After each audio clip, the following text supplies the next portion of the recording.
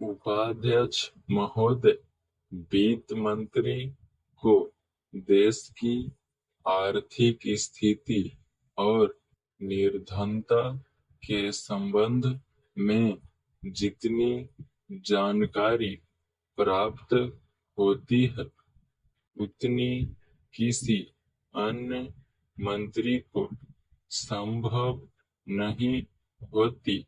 Budget बनाते समय वैसे तो बजट में आय व्यय का ब्यौरा होता ही है, लेकिन मूल रूप में देश की आर्थिक नीतियों में किस प्रकार का परिवर्तन हो तथा किस मार्ग पर वह देश को चलाना चाहते हैं, सरकार का लक्ष्य क्या है, इन सब नीतियों का बजट में विवरण होता है।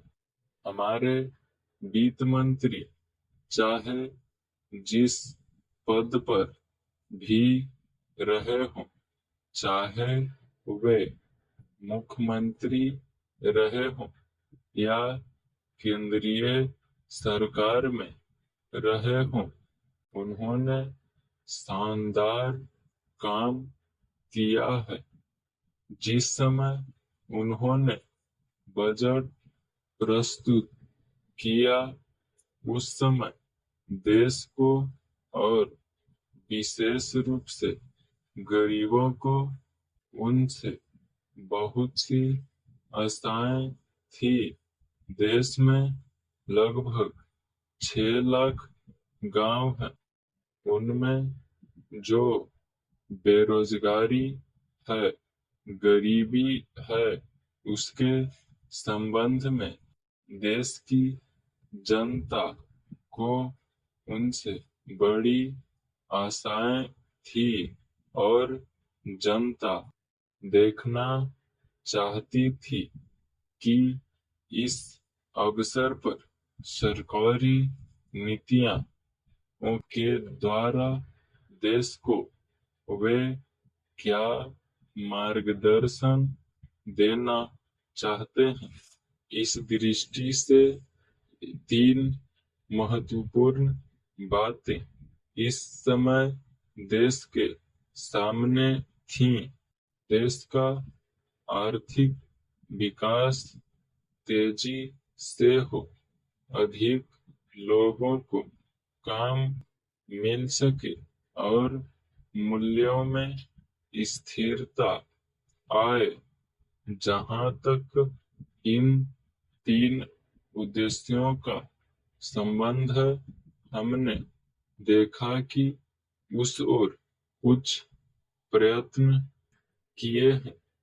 विशेष रूप से गरीबी हटाओ के संबंध में इस देश में जो चर्चा चल रही है, इस बजट में कुछ सीमा तक उसका उल्लेख मिलता है, क्योंकि जितने भी प्रत्यक्ष कर लगे हैं, वे ज्यादातर धनी लोगों पर और विशेष रूप से शहर के लोगों पर लगाए गए हैं।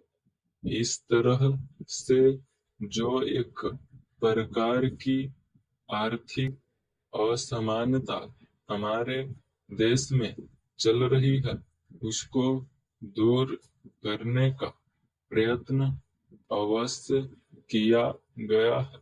लगभग 5 दशक पूर्व जब हमारा देश स्वतंत्र हुआ था, उस समय देश में जितने सरकारी कर्मचारी थे, वे ऐसा समझ बैठे थे कि अब तक देश में जिस तरह से अंग्रेजों का प्रशासन चल रहा था उस तरह से काम नहीं चलेगा, क्योंकि कांग्रेस के जो नए लोग आए थे, जो मंत्री बने थे, वे लोग धन के मामले में त्यागी आदमी हैं।